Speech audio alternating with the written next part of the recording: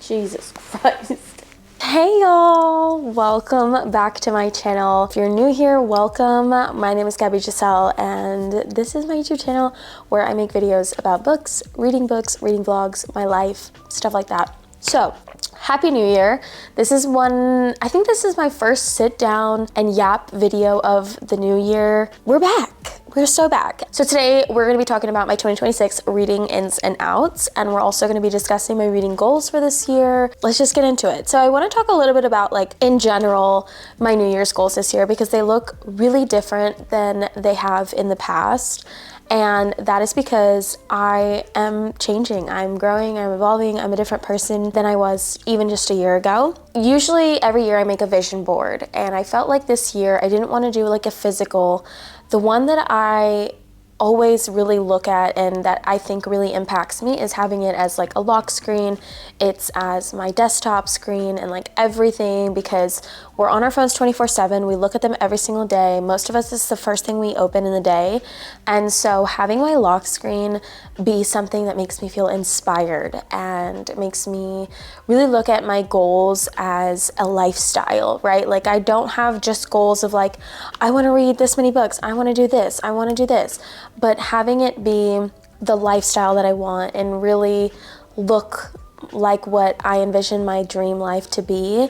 And so this year I decided not to do just a physical vision board, but to do one, hold for plane. Sorry, I live like 2 or 3 miles away from a really small airport. So sometimes we get those little planes and they're very loud. So ignore that. But yeah, so I made like a little lock screen collage of what my goals are going to be this year, and I kind of like wanted to show it to you guys and then also explain everything that's on it to you. So this is the little graphic. It's also my lock screen. So a really big part of my goals for this year are like content creation and reading and just being more creative and taking YouTube a little bit more seriously, taking social media seriously. I'm really trying to curate a life that I'm happy with. And I really love talking about books. I really love reading. I love creative endeavors. I love film and editing, and it's something that I want to get better at, and I want to upgrade my equipment, and I want to just kind of grow in this world of not just content creation, but also learning how to connect with it like art. Not just, I'm gonna upload a TikTok today because I need to like sit here and yell about a book that I love, which I do all the time. But I really wanted to take it a little more seriously, take myself a little more seriously, and achieve really, really big goals. And so my goal for this channel is to hit 50,000 subscribers, which I know is crazy. Like I'm sitting at, as I film this video, I have 54 subscribers on YouTube, and I started this channel a little under a year ago, and I've posted pretty much weekly on here, but we're doing our best. We're doing our damned best, and I promise I'm gonna do my hardest to upload at least once a week. My goal would be to post twice a week, actually, on Mondays and Fridays, so that way we have 2 days of content for you guys to look forward to. But yeah, my goal is to hit 50,000 subscribers, and yeah, that's just kind of my goal. So if you're not subscribed already, make sure you're subscribed. I also want to hit 100K on TikTok. I think it's possible, and I think I'm capable, and it's just like I want this life. I want it. I want it so bad. And I'm at a position also career-wise where I want something different for myself, and it's very difficult, and obviously like having subscribers does not equate to dollars, unfortunately, but it would be awesome to make this at least my part-time job. And I mean, it already is like a part-time job, but I'm just not getting paid.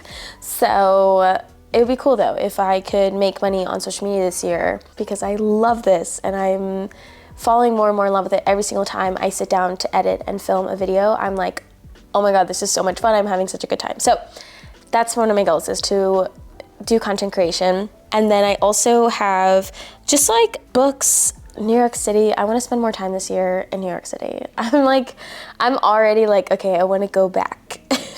I want to go to New York City and have a good time and hang out. On this one, I also have like a picture of these two girls kind of just like hanging out together. And that's like a big part of this year for me too, is like fostering those friendships that I love so much and I value so much because they're important to me and my friends are really awesome, and I want to say yes to more things this year. I feel like I'm really bad about saying yes to things. I feel like I'm really bad at saying yes to things, and it has gotten in the way of my friendships in the past. Although my friend Sarah said something to me the other day. She was like, do you want to come with us to go blah, blah, blah, blah, blah?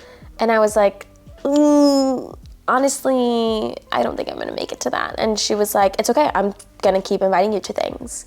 And I think it's because I told her once that I really like that she still invites me to things even though I don't go most of the time. And that, I don't wanna like start this video off crying, but like it's really special to me to have people who reciprocate effort in our friendships. Moving on, I wanted to just foster my relationships. I also have on here, stop scrolling, start creating, because I want to spend way less time on my phone this year. Probably like in the middle of last year, I started doing screen time, but the problem is that like with screen time, it's so easy to just like delete it. So I don't even really care about the screen time thing. I left it on my phone. I have an hour of screen time every day. And then it'll send me a notification that I'm like, ignore for the day at like 3 p.m. And it's just a lot. Like at 3 p.m. I've already spent an hour on my phone. That's crazy. Yeah, I want to spend a little less time on my phone and more time creating and engaging with books and media that I enjoy. So that's kind of a big goal for me. But yeah, those are pretty much like my personal goals. Like I don't have any wellness goals. I want to keep just nourishing my body. I want to eat from home a little bit more. I do want to save my money a little bit more, so eating at home is a part of that. I think I spend more money on drinks than I spend on food, but that's my social time, so I don't know. And I don't drink alcohol, so that's not the problem. The problem is I like to get cutesy little non-alcoholic drinks, and then they're like $18 a piece, and then I'm like, oh, at the end of the month I've spent $500 on drinks, wow. And I just feel like that's $500 I could be saving.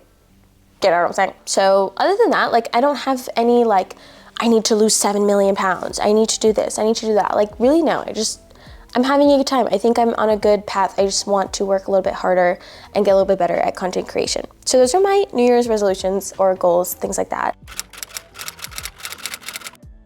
Now let's get into my reading goals for this year. So last year I read 50 books, exactly 50 books, and I like barely made it. I rushed to the finish line, but I have a bigger goal this year because we want to get better and better every year. I'm like so excited. But that means, let's do math, 6.25. So that means I'd have to read like 6 books a month, which we are currently about to finish an arc that I got, which, oh my God, which is also a part of my goal. One of my goals this year is to get a physical ARC copy for a book that I'm looking forward to reading. I also, out of those 75 books, I do want to read some classics this year, which is going to be a little bit difficult for me because I am a very mood reader. So if I like force myself to read certain things, I'm not going to do it. So I decided that my classic for this month is going to be Wuthering Heights because the movie comes out in February and Jake and I are going to go see it. I'm so excited to go see that movie. It's going to be with Margot Robbie and Jacob Elordi. You already know. He's going to be such a good Heathcliff. But I already started this. I started listening to it on audio because I was like, okay, classic English, old English literature is very difficult for me because I'm Hispanic. Okay, it sounds a little foreign to me, okay? And so I have a hard time with it. And so I was like, okay, let me listen to it on audio and go get the book. I actually don't own Wuthering Heights. I own every single Jane Austen novel ever. I have like 4 different copies. That's dramatic. I have 3 different copies of Pride and Prejudice. I have The Wizard of Oz, which I recently, a couple months ago I got that. So those are available for me to read. But Wuthering Heights, I've never read and I don't own. So I was like, okay, let's do that. And the movie comes out, so perfect timing. So I'm very excited. So I do want to read some classics. It would be awesome if I could read like 1 classic a month. I also want to start writing like in my reading journal. I made a reading journal last year and this is what it looks like. Okay, and it's just kind of like my review of the book, the vibes, you know, like very short description. I would love to do full dedicated, a whole page or 2 whole pages on every book that I read, and actually really annotate every single book that I read and take my time with it and truly try and make a lot more sense of the books that I'm reading, which can only really happen if I'm reading books that are a little bit more challenging for me. That's one of my goals and for reading. So read 75 books, read some more classics, and I want to spend a lot more time analyzing books, thinking about them, and yeah. Now let's talk ins and outs, but I think we're gonna have to get out my light. We'll be back. So these are my bookish ins and outs for this year. These might be controversial.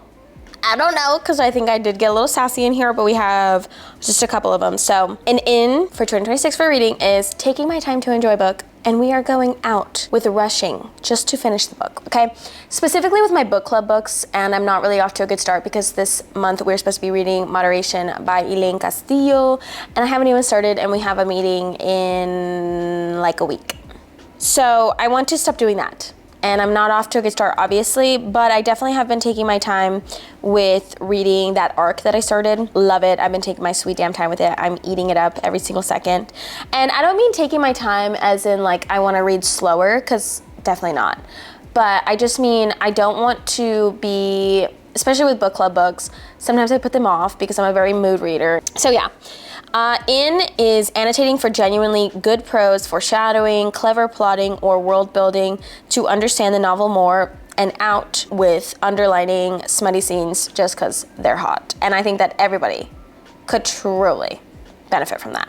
And I'll tell you why. Because the other day I was looking back on a book that I really liked, and I just kind of felt like the annotations were dumb. And that's okay. That's okay. I have my annotated version of Fahrenheit 451 from high school, and it's very dumb. It's very, very dumb. Also, my Frankenstein is annotated as well, but only like halfway through, because I used to be very scared to write in my books. But it's fun to look back on my annotations for stuff like that. But like books, like fantasy books, and then I'm just like underlining the smell, like, that's so hot. Like, ew, please shut up. I don't want to do that. And like I said, I just want to take it to another level where I'm being more analytical and critically thinking about the books that I'm reading so that I can better engage with the content, because I want to treat it like it's art. I want to engage with it like it's art and think about it and spend time with it. In is reading more nonfiction and classics. Out is Insta buying popular book talk books just to stay in the know. I used to do this a lot, and even like last September, I was kind of just looking at my TBR. That video where I took off all those books, I hadn't read them, but I've owned them for like 2 years because I was like, oh, I'll get to them eventually. So that's kind of my goal, is to stop doing that and to instead replace that with like reading more classics and thought-provoking nonfiction. Okay, Plane, we hear you. In. Oh, this is gonna be controversial because especially towards the end of the year and the beginning of the year, people start getting really antsy and crazy on book talk about this. But in is not giving a fuck how, what, or how much other people read. Out is judging what people read and questioning how well they actually absorbed the books they read. And I also put here, if you only read 5 books last year, obviously you're going to retain more information about those books than someone who reads 100 books a year.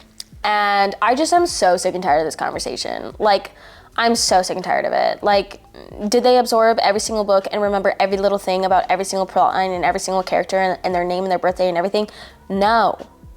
Do you want to know why? Because I read so many books. How many did you read? 5? Okay. If I only read 5 books last year, I too would remember everything about them. And you probably still don't. You probably still don't. If I asked you the main character's name of every single book that you read last year, could you tell me? If you read under 10 books, could you really tell me?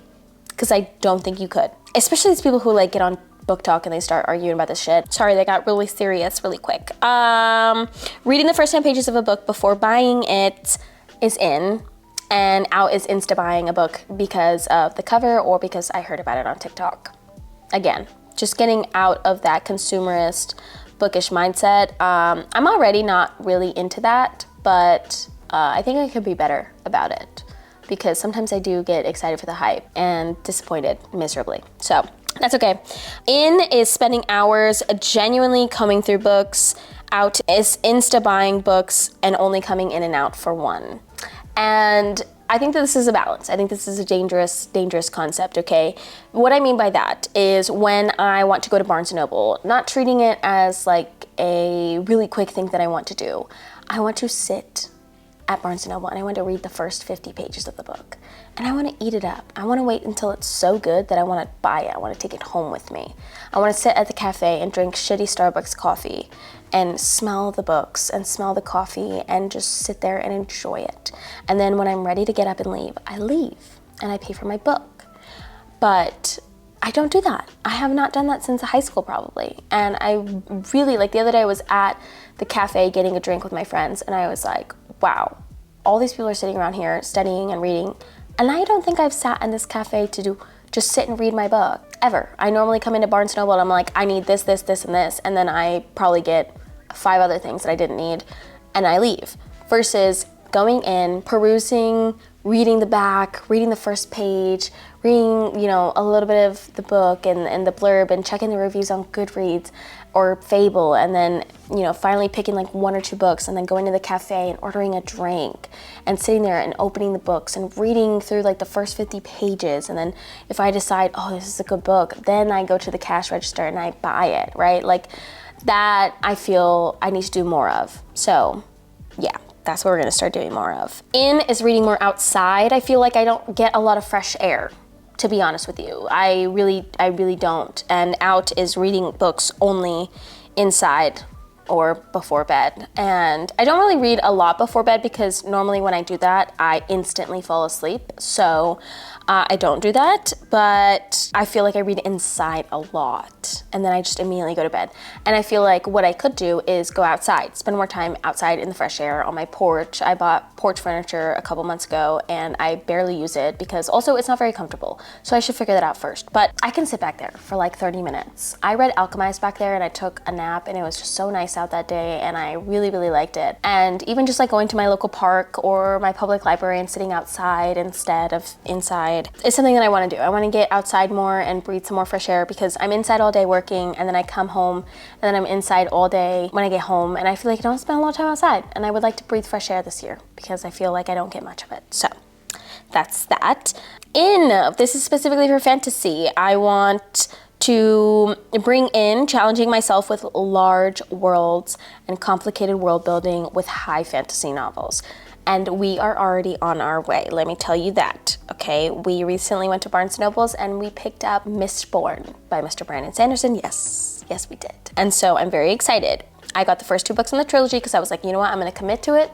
I'm excited. I read the first 10 pages. I was like, yes, this is it. This is for me. And we brought it home with us. And so I'm really excited because that's gonna be the first big world that we dive into this year. Out with only reading romantasy. I'm sick and tired of romantasy where the romance is the only thing about the book that I actually give a fuck about. I don't like any of the characters. I don't really like any of the plot. I thought it was boring, or there's plot holes, or the world isn't very complicated and it's kind of like simpleton and it's just like the same Fae story over and over again, like fated mates and, you know, all the bullshit. I'm done with that. I'm so tired of it. I did it and I loved it. Obviously I have my book talk tropes over here. Tropes? My book talk trophies over here. Fourth Wing, ACOTAR, Throne of Glass. We've done it before. It's been done before a million times. And I feel like every time I pick up a book that is just that in a different language, I don't like it. So I'm done, okay?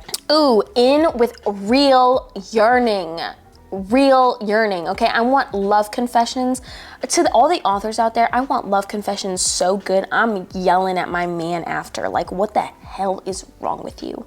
Okay, I want love confessions, and I want yearning, and I want inner anguish from men at a level so deep, or women, actually, or women, because we're including everybody. I want yearning so intense. I am yearning. I want yearning so intense, I want to throw up. That is what I want, okay? So in with that and out with insta love after literally a week of like traveling through the forest together. I'm sick and tired of it. I really, no. I'm so fucking over it. Like, this is a trauma bond. This is not romance. Please, get out. In with true romance novels and out with smutty romance books with strange kinks. Example, How My Neighbor Stole Christmas. He puts a candy cane up her, you know, and puts it in his, you know, He really liked the candy cane. Let's just say that. I didn't hate that book. I just feel like that is just smut for the sake of doing weird excuse me. My cats are beefing. I think that books like that are just kind of like smut for the sake of being like taboo and strange and weird. And I'm not a big fan of it. And I feel like I'm over it and I don't want to read anything with it. So out with that, and in with true romance novels with good smut that is passionate and loving and also maybe sometimes a little kinky, and that's okay. But I just mean like random taboo kinks that I'm not a big fan of. Like my friends keep trying to get me to read like monster monster smut, stuff like that with like tentacles and like weird things. I don't judge people who read them, and I respect them more for actually getting out of their comfort zone and trying something like that, and I love them more because they loved it and they're not afraid to tell me about that. I don't think that's for me because I already don't like the normal stuff that much, and I love smut. I just don't, and you know, I don't think it'll be for me. I will try it out eventually. I don't think right now I'm in the headspace for that. And this is my last one. Oh, hey there. So this is me as I'm editing, and I'm realizing that I completely forgot to include one of my most important ins and outs for this year. I want to bring in 2026 using my public library more, even if it's just to like go sit there and get some work done. Not necessarily like check out books. I use Libby every day pretty much, but I want to actually go to the library and spend more time there and also check out actual physical books from the library and read them, because I fear that I have a book buying problem and that would help. So I want to use that more, and I want to take out just buying way too many books that I'm never gonna read, because I did that a lot last year. And well, I didn't do it a lot last year, but I've definitely done it a lot in the past, and I'd like to just support my local library more. So that's the next one that I forgot to include, but I'm putting it in now, just so you know, and then we can move on to the actual last one. Sorry about that. Love you. Bye. In for fantasy novels, okay? In real high stakes fantasy. Do you want to know why I love Throne of Glass so much? Because every book, okay, there's a consequence. Shit happens. Shit hits the fan. Somebody dies. Somebody's never gonna have magical powers again. Somebody is stuck somewhere and they cannot get out, and it is anguish and pain and torture, and I just feel like in fantasy books, recently I realized a lot of them are so low stakes, it's insane. You would tell me like it's gonna be the scariest thing in the entire world. So recently I read a shitty book, okay? And I DNF'd this book, so I didn't even finish it. I just need you to know I didn't get past like 60 pages. I don't even remember the name of the book, but I will put it on the screen maybe if I can remember what the name is. I think I got rid of it already, so I don't know.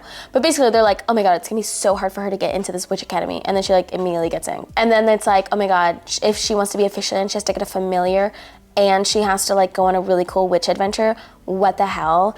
And then it's just like, oh, instantly like 20 pages later, she finds a familiar, which is supposed to be this really hard feat and task. And then she just finds one. It just finds her. Like, come on, I'm sorry. And it's obviously a romantasy, and it's all just for the sake of the romance.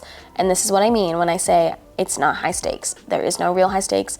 The Poppy War, high stakes, okay? Things like that, I really love, okay? So, yeah, I don't want, we're moving out with everything always works out and everybody's always fine and everybody always likes each other instantly and trusts each other instantly, and like, I want to feel nervous and on the edge of my seat that you're about to kill the MMC in the book. Do you understand? Like, I want to be so afraid that every single person walking around this novel might not be here tomorrow, okay? Because there's real stakes in your fantasy novel, especially the ones that include war. You're telling me you're including war in your book, but you're not including the consequences of war, then that's just war for the sake of war. That is not war for the sake of teaching people the lessons that come from war, which is the fact that most of the time it is fucking useless and it gets a bunch of people killed for no reason.